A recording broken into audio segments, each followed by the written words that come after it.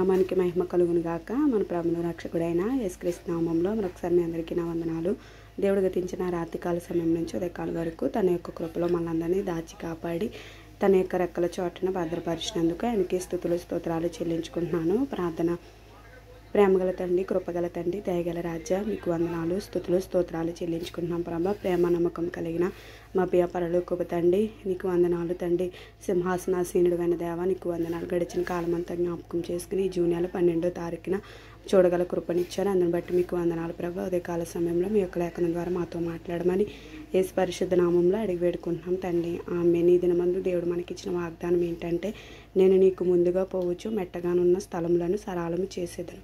యెషయా గ్రంథము 45వ అధ్యాయము 2వ వచనం. ఇక్కడ దేవుని యొక్క లేఖనం మనతో మాట్లాడుతున్నాను. నేను నీకు ముందుగా పోవచ్చు, మెట్టగానున్న స్థలములను సరళము చేసేదనని యెషయా గ్రంథం ద్వారా అక్కడ ఇశ్రాయేలు ప్రజలతో దేవుడు మాట్లాడుతున్నట్లు మనము చూడగలుగుతున్నాం. ఆయన మన పక్షమున ఉండి దేవుడు మనకి ఎంతగానో నీడగా సంరక్షణగా ఉండి మనం వెళ్ళే ప్రతి చోట ఆయన ముందుగా వెళ్ళుచు మెట్టగా ఉన్న స్థలములన్నిటినీ సరళం చేసి ఆ మార్గంలో ఎటువంటి అపాయం మనకు కలగకుండా, ఎటువంటి ఆపద మనకు రాకుండా, ఏ రాయి మనకు తగలకుండా సరళము చేస్తున్నారంట. మనకి ముందుగా ఆయన పోవచ్చున్నారంట.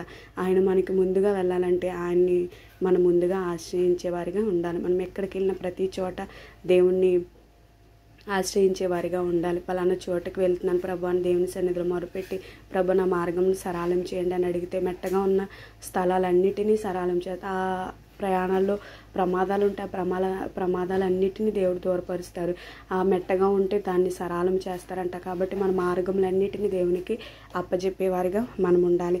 నీకు ముందుగా నేను పోవచ్చున్నాననేసి దేవుని యొక్క లేఖనం సెలవిస్తున్నారు. కాబట్టి ముందుగా ఆయన యొక్క దూతను పంపిస్తారు.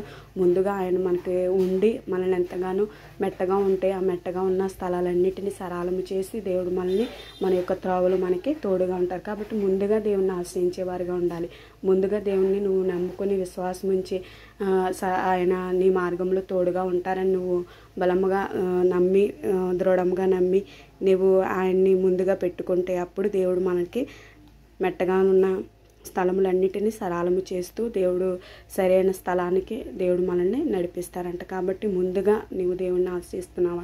ముందుగా నీవు ఆయన్ని గురుగా పెట్టుకుంటున్నావా? ముందు దేవుడు వెళ్తే నా మార్గంలో తర్వాత నా మార్గములు సరళం అవుతాయి, నా మార్గంలో ఎటువంటి ప్రమాదం నాకు రాదు, నా దేవుడిని నేను ముందుగా పెట్టుకుంటానని మనం అనుకుంటున్నామా లేదా అనేది ఒక్కసారి మనం పరిశీలన చేసుకుంటే దేవుడు నీతో నాతో మన అందరితో మాట్లాడుతున్నారు. మెట్టగా ఉన్న స్థలంలన్నింటినీ సరళం చేస్తారంట మనకి ముందుగా వెళ్ళి. కాబట్టి ముందుగా దేవుని ఆశ్రయించి దేవుని యందు నమ్మిక ఉంచి ప్రార్థించేవారిగా ప్రతి ఒక్క బిడ్డ ఉండాలని కోరుకుంటూ, ప్రతి ఒక్క బిడ్డ మార్గంలో దేవుడు సహాయం చేయాలని కోరుకుంటూ పరిశుద్ధ వాక్యాన్ని దేవుడు దీవించి ఆస్వాదించి మనందరినీ బలపరచును గాక. ఆమేన్.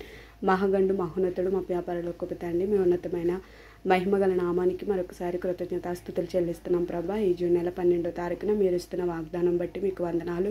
అయ్యా, నేను మీకు ముందుగా పోవచ్చు, మెట్టగా ఉన్న స్థలములను సరళం చేసేదని సెలవిచ్చావు ప్రభా. మాకు ముందుగా మీరు ఉండండి అయ్యా, మీరు నడవండి ప్రభా, మమ్మల్ని నడిపించమని నీ సన్నిధానంలో అడుగుతాం. ప్రతి ఒక్క బిడ్డ మార్గంలో తోడుగా ఉండి ఎవరైతే మెట్టగా ఉన్న స్థలంలో ప్రయాణాలు చేస్తున్నారో వారి మార్గాలన్నిటినీ సరళము చేసి చక్కపరచమని తండ్రి అయ్యా నీకే మీ చేతులకి ప్రతి ఒక్క బిడ్డని అప్పచెప్తున్నాం. ప్రతి ఒక్క బిడ్డని మీరు జ్ఞాపకం చేసుకోమని సమస్త మహిమ ఘనత ప్రభావాలు మీరు మాత్రం ఆరోపించుకోమని ఏ సత్పరిశుద్ధ నామంలో అడిగి పొందుకుని నాము తండ్రి. ఆమేన్. Praise lord.